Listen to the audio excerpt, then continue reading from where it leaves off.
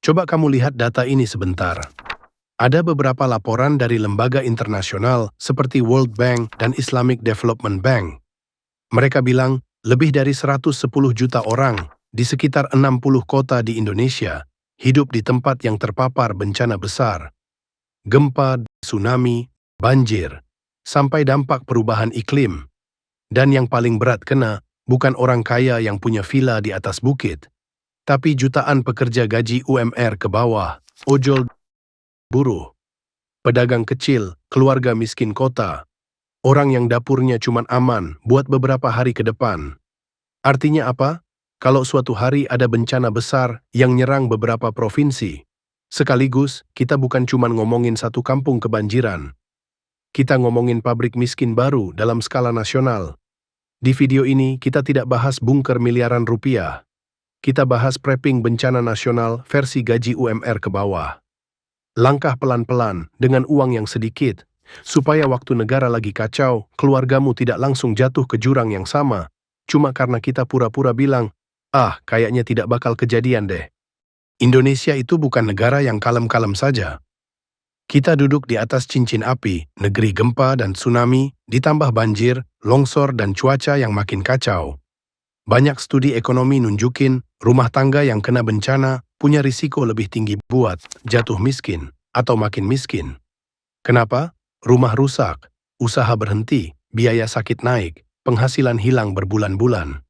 Kalau kamu sekarang hidup dari gaji ke gaji UMR, atau bahkan di bawahnya, kadang harus narik ojol buat nutup kebutuhan. Tinggal di kontrakan kecil atau kos petak. Secara statistik, kamu jauh lebih dekat ke kalimat ini. Sekali kejedot bencana besar, bisa turun kelas dari pas-pasan, jadi miskin permanen. Dan ini bukan karena kamu bodoh. Seringnya karena sistem kota berantakan. Perencanaan negara tidak nyampe ke gang rumahmu, dan tidak ada yang pernah ngajarin prepping versi orang miskin. Jadi di video ini, kita tidak nyalahin korban. Kita cuma mau ngomong jujur. Kalau negara kita memang rawan bencana, bodoh banget kalau kita tidak nyiapin apa-apa sama sekali. Prepping yang sering kamu lihat di YouTube itu biasanya dunia orang kaya. Bunker di halaman rumah, stok makanan satu ruangan penuh, alat canggih, senjata, rumah luas di pinggiran kota. Itu bukan dunia kita. Dunia kita lebih dekat ke kontrakan 3x6. Kos petak, gang sempit yang kalau hujan deras bikin deg-degan, gaji UMR ke bawah, mungkin sambil narik ojol atau kerja serabutan. Prepping versi kita itu sederhana, ngasih jarak antara bencana datang dan keluarga kelaparan, lalu jatuh miskin permanen. Dan semua ini harus halal, tanpa riba, tanpa nipu orang lain, tanpa nimbun barang sampai orang lain susah dapat, nyawa dulu, baru harta. Sebelum beli apa-apa, kamu harus lewat level 0 dulu. Level 0 itu buka mata bencana, bukan buka dompet. Tanya 3 hal ke diri sendiri. Pertama, di kota atau kabupatenmu, bencana paling mungkin itu apa? Banjir tahunan, gempa, tsunami, longsor, kebakaran permukiman? Jangan overthinking semua skenario film. Fokus ke 2 atau 3 bencana paling mungkin di daerahmu. Kedua, kalau bencana itu kejadian jam 2 pagi, siapa yang paling lemah di rumah? Bayi atau balita, ibu hamil, orang tua, ada yang punya penyakit kronis. Ini yang nanti menentukan tas darurat harus paling dekat dengan siapa, obat apa yang wajib ada, dan siapa yang tidak boleh lepas dari pegangan kalau harus evakuasi. Ketiga, kalau semua bantuan telat 3 hari, kamu masih bisa makan apa? Bukan soal enak atau tidak enak, tapi masih ada sesuatu atau benar-benar nol. Kalau jawaban jujurmu, ya, tidak ada apa-apa sih, atau stok dapur habis dalam 2 hari, berarti level 0 baru bikin kamu sadar. Kamu bukan cuma hidup di negara rawan bencana, tapi juga hidup di rumah yang tidak punya jarak dari bencana. Level 1, tas 72 jam versi gaji UMR. Targetnya sederhana. Kalau kamu harus mengungsi 3 hari, keluarga masih bisa jalan, makan, minum, dan tidak panik total. Sambil nunggu bantuan atau cari jalan pulang. Kita tidak bikin tas mahal, kita bikin tas realistis. Mulai dari satu tas besar untuk satu keluarga yang selalu digantung di tempat paling gampang diambil. Isinya apa saja? Air minum, 3-6 botol, ukuran 600 ml. Tidak harus merek mahal, yang penting bersih dan tertutup. Makanan kering siap makan untuk 3 hari. Biskuit kaleng. Biskuit murah tapi kalorinya tinggi, roti kering. Kacang-kacangan, mie instan kalau masih bisa akses air panas. Fokusnya bukan enak. Fokusnya, keras, tahan lama, bikin kenyang. Obat dasar dan kesehatan. Obat demam. Obat diare. Obat batuk. Obat masker, plester. Betadin kecil. Kalau ada anggota keluarga yang minum obat rutin, pakai kantong kecil khusus, isi stok beberapa hari di tas ini. Pencahayaan dan tenaga. Senter kecil, baterai cadangan. Power bank yang dibiasakan minimal 50% selalu terisi. Listrik padam waktu bencana itu normal, bukan kejutan. Dokumen dan identitas. Fotokopi KTP, kartu keluarga, BPJS, buku nikah kalau ada, disimpan dalam map plastik yang kedap air. Kalau bisa, scan juga di HP atau di cloud. Kehilangan dokumen penting di saat krisis bisa bikin kamu repot lama banget. Terakhir, baju ganti dan perlindungan. Minimal 1 set baju ganti per orang. Kaos dan celana dalam, plus jas hujan tipis yang bisa dilipat kecil. Dan semua ini tidak perlu dibeli sekaligus. Setiap kali gajian, sisihkan 20-30 ribu. Tanya diri sendiri, minggu ini aku bisa nambah apa buat tas 72 jam? Level 1,5, buat ojol dan pekerja lapangan. Kalau kamu hidupnya banyak di jalan, risikonya beda. Bencana bisa mulai pas kamu tidak di rumah. Jadi kamu perlu mini kit di motor atau tas kerja. Jas hujan atau ponco yang proper. Bukan cuma buat hujan biasa, tapi buat lindungi badan. Kalau harus jalan kaki di tengah cuaca kacau. 1 botol air, snack tinggi kalori. Biskuit, energi bar murah, kacang. Kalau kota mendadak macet total dan kamu kejebak, kamu masih bisa tahan beberapa jam tanpa pingsan. Power bank kecil dan kabel, supaya kamu tetap bisa komunikasi, cek informasi, cari jalur aman pulang atau ke titik kumpul. Dan satu hal kecil yang sering diremehin, peluit, murah. Tapi kalau kamu kejebak di tempat gelap atau sepi, peluit bisa jadi suara tambahan kalau suaramu sendiri sudah habis. Kalau hidupmu banyak di jalan, bodoh banget.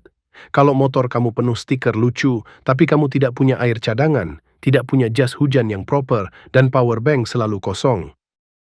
Level 2. Proteksi rumah dan ekonomi keluarga. Ini bukan soal bikin rumah kebal bencana, ini soal mengurangi seberapa parah kamu jatuh kalau kena pukulan. Kalau risiko utamamu banjir, naikkan barang penting ke rak yang lebih tinggi, punya 1 atau 2 palet kayu, atau susunan bata buat naikin kasur dan lemari murah. Simpan sepatu, sandal, tas 72 jam, dan kunci penting di tempat yang mudah dijangkau, bahkan dalam gelap. Kalau risiko utama gempa, jangan taruh barang berat di atas kepala tempat tidur. Ikat atau ganjal lemari besar supaya tidak gampang roboh. Kenali titik aman di rumah. Dekat tiang yang kuat, jauh dari kaca besar. Banyak laporan nunjukin masyarakat berpenghasilan rendah sering tinggal di bangunan yang lebih rapuh dan lokasi paling berisiko. Bantaran sungai, lereng, permukiman padat. Kita mungkin belum bisa pindah rumah sekarang, tapi kita masih bisa mengurangi risiko di rumah yang sama. Proteksi ekonomi versi gaji UMR tanpa investasi ribet. Pertama, pisahkan sedikit uang fisik di rumah, 50-100 ribu rupiah. Khusus untuk keadaan darurat bencana. Bukan buat jajan online, gunanya buat beli makanan, obat, atau bayar transport, waktu ATM, kris, dan listrik tidak bisa diakses. Kedua, minimal 1 orang di rumah punya skill yang bisa dipakai setelah bencana. Bantu bersih puing. Tukang sederhana, masak makanan simpel buat dijual. Servis HP atau elektronik ringan. Rumah tangga yang punya skill dan sumber penghasilan yang fleksibel cenderung lebih cepat pulih setelah bencana. Ketiga, jangan ambil hutang bodoh karena panik. Bencana sering jadi momen orang jual pinjaman darurat dengan bunga mencekik. Dalam syariat, riba tetap riba, dan hutang yang tidak sehat itu bentuk kezaliman ke diri sendiri. Lebih baik minta bantuan makanan sementara ke masjid atau ke komunitas. Ikut dapur umum, tukar tenaga dengan makanan. daripada mengunci dirimu dalam hutang 5-10 tahun ke depan gara-gara satu keputusan panik. Level 3, jaringan manusia. Masjid, tetangga, komunitas. Banyak riset soal pemulihan bencana nunjukin satu hal. Komunitas yang punya jaringan sosial kuat biasanya lebih cepat pulih, bahkan kalau mereka tidak kaya. Artinya apa? Kamu boleh tidak punya mobil. Tapi kalau kamu punya beberapa orang yang bisa saling bantu, kamu jauh lebih kuat daripada orang kaya yang individualis. Kenal minimal 3 tetangga dekat. Tahu nama. Tahu kira-kira kondisi keluarganya. Siapa yang punya kendaraan lebih besar? Siapa yang punya bayi? Siapa yang punya orang tua sakit? Dekat dengan masjid atau tempat ibadah dan komunitas lokal.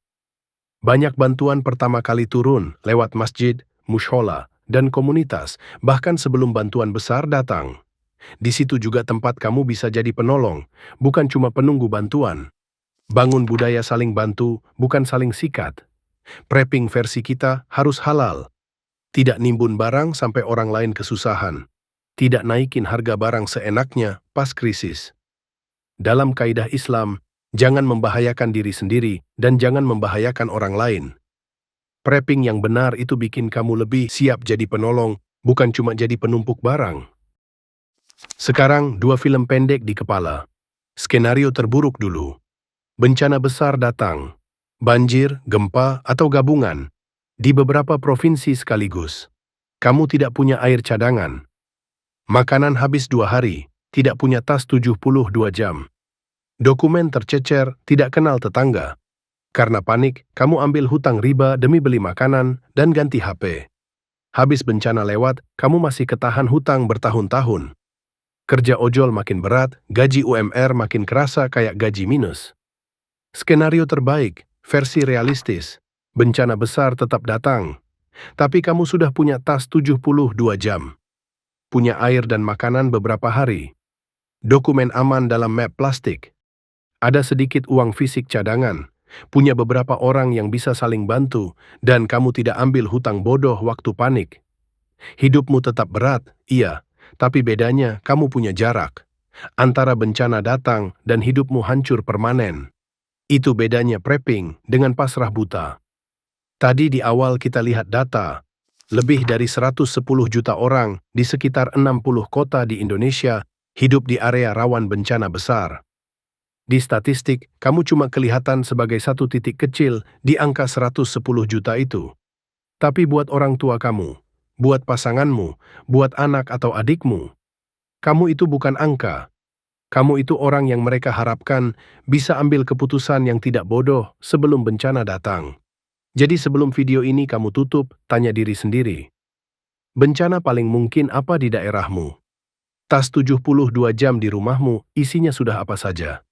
Minggu ini, langkah paling realistis yang bisa kamu mulai apa?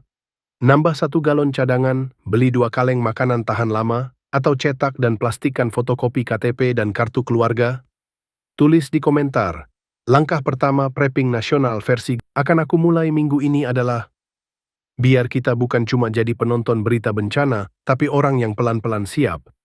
Walau gaji pas-pasan, walau hidup lagi mepet. Dan ingat, ikat dulu untamu, baru bertawakal. Dalam konteks kita, ikut prepping sebisamu, lalu serahkan sisanya kepada Allah.